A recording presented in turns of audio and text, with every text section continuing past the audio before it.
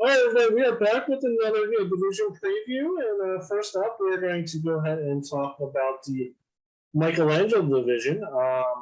And in fourth place, we both have the commish going. However, watching preseason, at the time, I gave you a C. I gave you a C plus. However, watching preseason, and if I was solely grading you based on preseason, this is probably a B plus, A minus. Because I originally said Dotson what might have been a reach. To my, I have to change that assessment now. Tyreek Hill, yeah, even though this is dynasty, and you don't want to trade for somebody who's 28, 29 years old, he's going to get you some wins here, in my opinion. Now, he looked great last night. Granted, he was playing against Eagles second stringer, but he looked explosive last night. I think he caught two of the first three passes that 2 or 3 yesterday. I originally had you going 5-9. In my opinion, that might be a 7-6 or 7-8 because there are 7-7 because there are 14 rounds. There is no flex week 14 in TRD because you're playing with 2 different divisions and your division twice, so that is 14 weeks of games. But yeah, I think I had you going 5-9. I think that could be changed. That could be 7-7, especially if Tua and Tyreek Hill, pan out and Dotson plays like he's been playing this preseason. They're both going to get your points. So yeah, like I said, I forgot about there's no flex 14 here, so I'm gonna do it after 13 games. I got myself going 7-6. Here's where I said I was gonna drop a bomb about this preview. I got every team in the Michelangelo making the playoffs. I think at that point I'm gonna have Deshaun Watson back. And again, I could be one of those scary late round teams to play in the playoffs. Again, as far as the draft goes, I think Isaiah Likely in round 4 was a beautiful pick. I traded him back to you for 2 round 4s. Now I kind of wish I kept him. But at the same time, it's, in this league, I find it's pretty easy to keep talent on the bench. It's just the hard part is just deciding what talent you're going to keep. But 7-6 is where I got myself in this division is unbelievable. It's the group of death. I agree with you. And next up, it's third place. And I kind of feel bad saying this is third place because we both have Bills Mafia. However, I have not going 8-6. Like the top 3 teams, the top 4 teams, especially when you get Watson back. I think Watson not playing hurts you a little or a lot because technically originally I had you going 2 and what was that 7 before Watson came back or yeah. So yeah, I think this is going to hurt you. But Matt going on Matt 8-6. He just plays in the division of death. It's not Michelangelo. It's the division of death right now. And I have 3 teams coming out of this division. If you can go to 7-7 or 8-6, I think it's possible that you can come finish in 8th place in the division. So it's a great division. And looking at Matt's draft grade, I don't think there's no team in this division that I really gave a bad draft grade except to 2 teams. Well, we'll call it 3 teams, just because Sky Moore won at 105. For Matt, I gave him a where the hell is Matt? I gave him an A because I didn't draft the original draft. I just did the rookie draft. Bellinger at 403 is looking like a steal. The rest of his draft went pretty well. No complaints there. And Matt's teams are always pretty damn good. Yeah, I gave him an A too. Again, you guys know how high I was on Drake London. He went with him at 2 instead of Kenneth Walker. I still think it's the right pick. Romeo Dobbs, also unbelievable pick. Like you said, Bellinger, great draft for Matt. Got him going 7-6 as well. Again, the group of death, playing each other more often, I believe, in this league. So again, we're going to end up killing each other.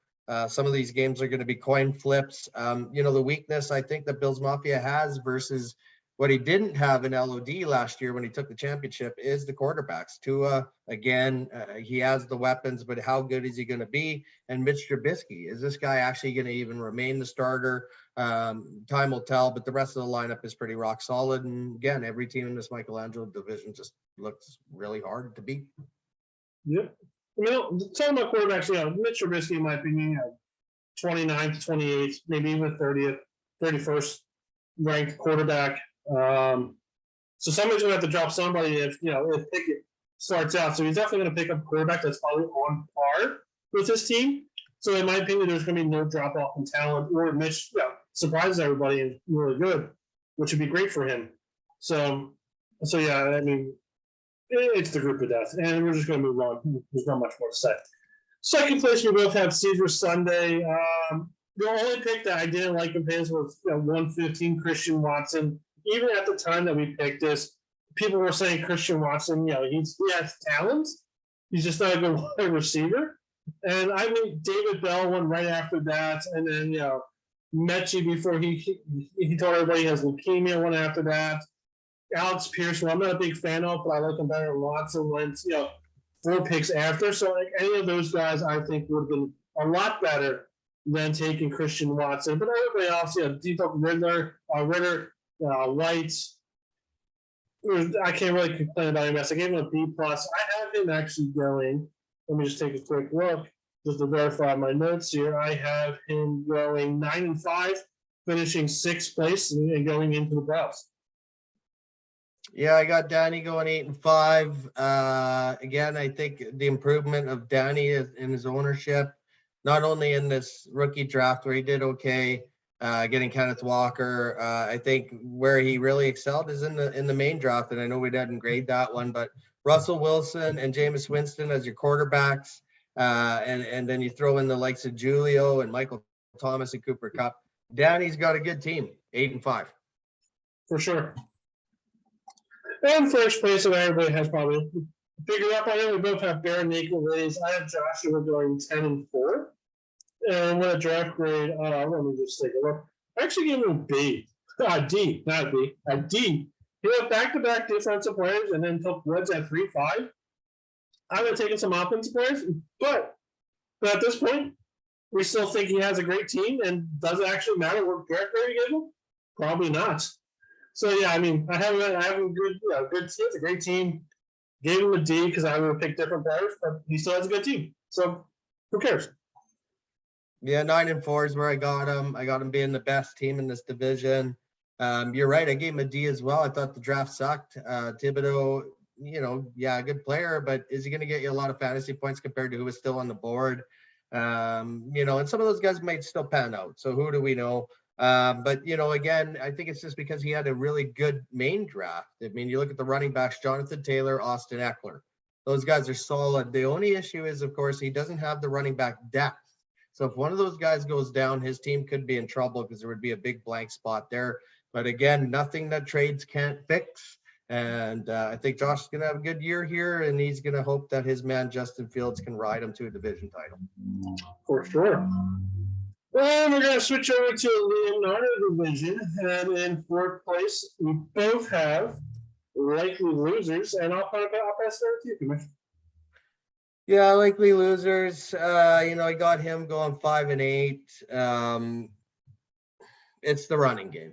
Again, when you look at it, Isaiah Spiller, Miles Sanders. So here's what happened, right? So the thing is, we know he's a Jags fan. I traded him Trevor Lawrence. I got Kareem Hunt, TJ Watt, and Ryan Tannehill back in the deal. So taking Kareem Hunt from him obviously takes away from his running back room. He does have James Robinson, who could come back. But again, I think because of that, the running room is going to hurt him.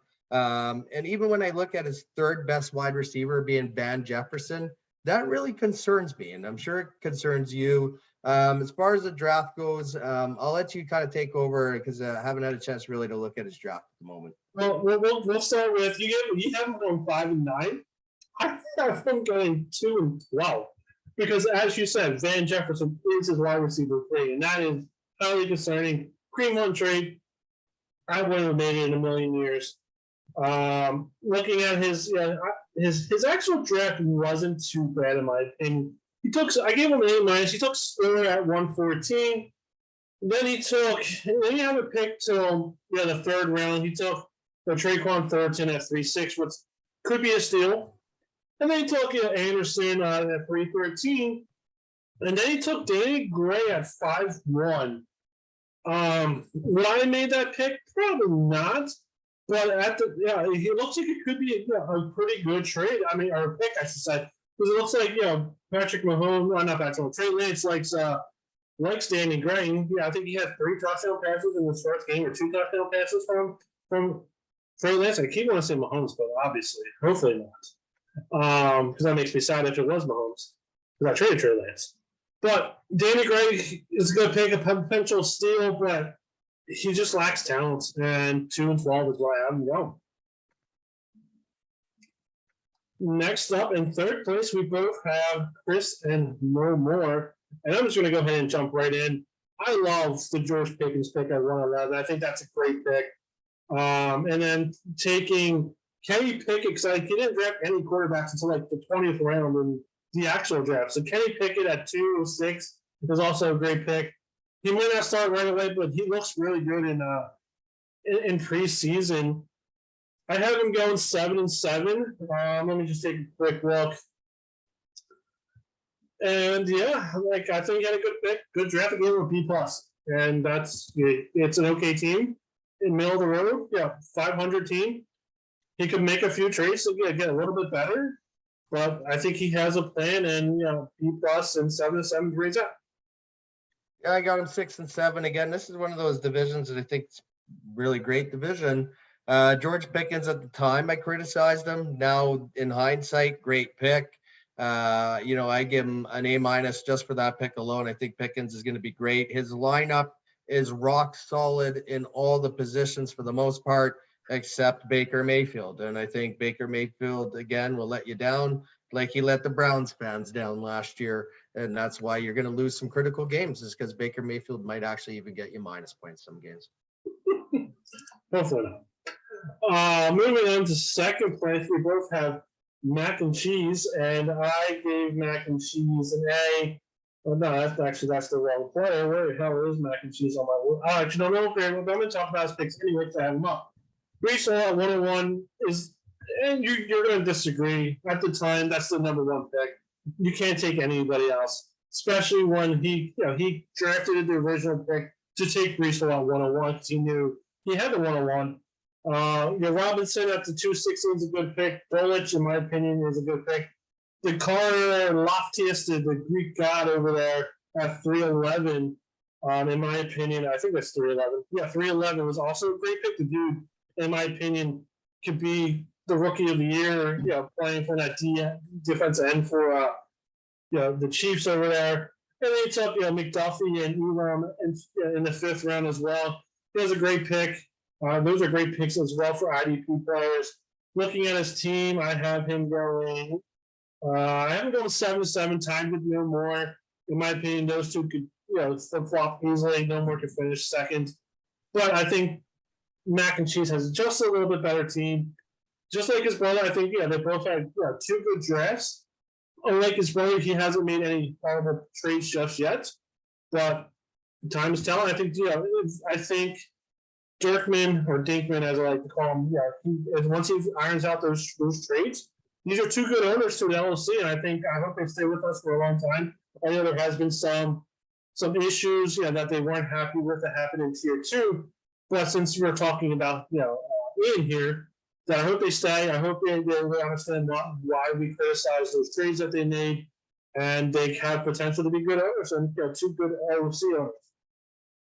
Yeah, I agree. I love both the brothers that have been added in, and I think the fact that I've come down hard on Dirk or Dink or whatever we want to call him, and he's been cool about it. So those are the kind of guys I like having in here. I got mac and cheese going 6-7, right there, tied with no more as well. I thought he had a good draft. I've given him a B. Brees Hall, again, I think we probably would have picked him at 1. I like Wan'Dale Robinson getting a role, and I like the fact that he picked him in with the fact that he has Kenny G on the lineup, right? And I like that hedge. If Kenny G fails, well, maybe Robinson's going to get those targets and get me those points. I think Adam Thielen is going to have a big year this year. You guys all know I like Westbrook, and I think Stafford and Cousins are 2 guys that are in pass happy offenses, and those are the kind of guys you want getting you QB points. So that's why I got him slightly above no more. I agree.